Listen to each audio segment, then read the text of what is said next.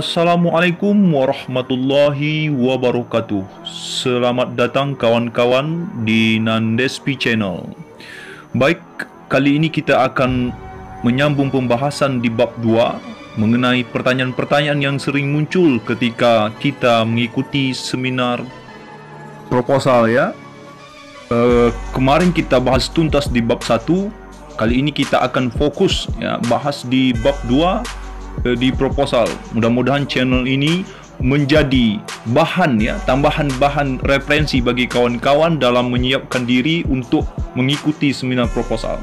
Baik kawan-kawan, bantu mengembangkan channel ini dengan mengklik tombol subscribe dan aktifkan lonceng notifikasinya agar kawan-kawan semua nanti mendapat notifikasi video yang selanjutnya yang akan kita post di channel ini. Oke. Untuk di bab 2 ya, hal yang sering ditanyakan oleh penguji kepada kita itu adalah teori ya, teori atau pengertian dari hal yang berkaitan dengan apa yang kita teliti ya, karena tujuan dosen adalah ingin mengetahui ya sejauh mana kita menguasai teori-teori atau pengertian yang berkaitan dengan apa yang kita teliti ya. Contohnya kita contohkan ya. Contohnya judul proposal kita adalah pengaruh model pembelajaran kooperatif tipe number head together terhadap hasil belajar. Pertanyaan-pertanyaan yang akan muncul di bab 2 ini pasti tidak akan jauh ya.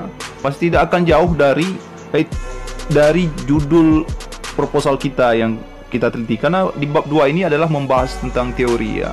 Jadi apa yang kita teliti, kita harus tahu dulu pengertian dari apa yang kita teliti, kalimat-kalimat judul ya, contohnya ya.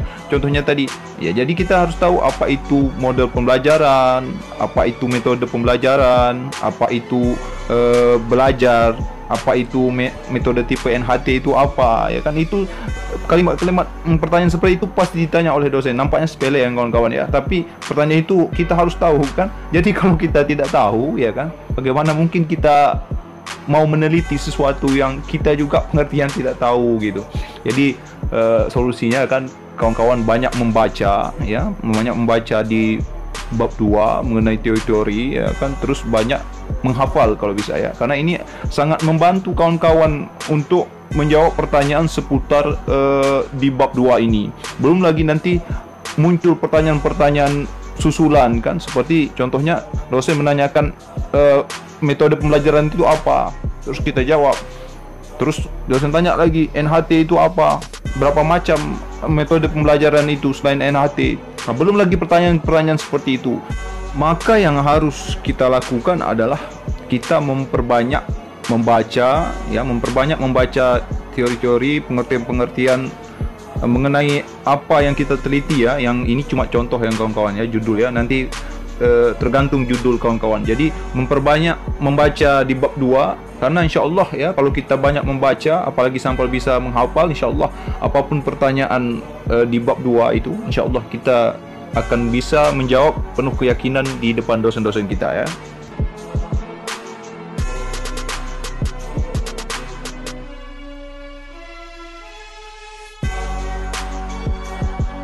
Pertanyaan selanjutnya ya, yang kedua ya. Yang kedua itu pertanyaan yang sering ditanyakan adalah apa yang dimaksud dengan kerangka berpikir ya. Nah, ini kawan-kawan ya, ini sangat penting ya, kerangka berpikir dalam penelitian ini ya.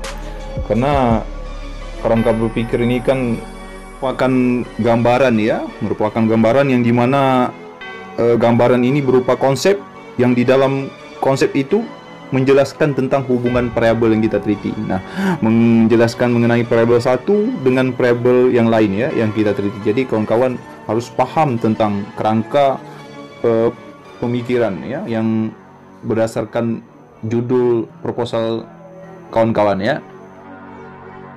Nah, hal yang sering ditanya juga ya adalah mengenai apa yang dimaksud dengan hipotesis ya, hipotesis dari penelitian kita. Itu yang sering ditanya oleh dosen ya terhadap kita di bab 2 ya. Ini khusus pertanyaan di bab 2.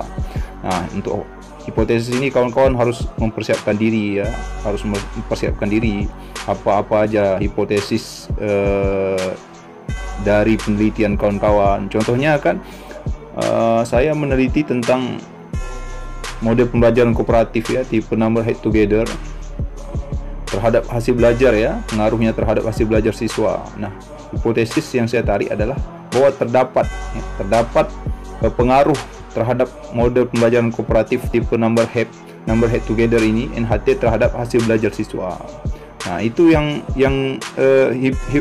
hipotesis dari penelitian saya. Nah, hipotesis itu kan apa? Dugaan sementara ya, dugaan sementara kita terhadap penelitian yang akan kita lakukan. Jadi semangat kawan-kawan ya. Yang pertanyaan ini kawan-kawan harus persiapkan karena pertanyaan ini pasti muncul ya dalam sidang proposal khusus pertanyaan di bab 2. Nah, pertanyaan yang selanjutnya yang sering muncul, sering ditanyakan oleh dosen penguji khusus di bab 2 adalah mengenai apa gunanya penelitian terdahulu ya. Biasanya di proposal kita harus ada jurnal ya, beberapa jurnal yang berkaitan dengan judul yang sama dengan proposal kita ya, yaitu jurnal para peneliti terdahulu. Jadi apa gunanya? Saya pernah ditanya waktu saya seminar proposal pertanyaan ini.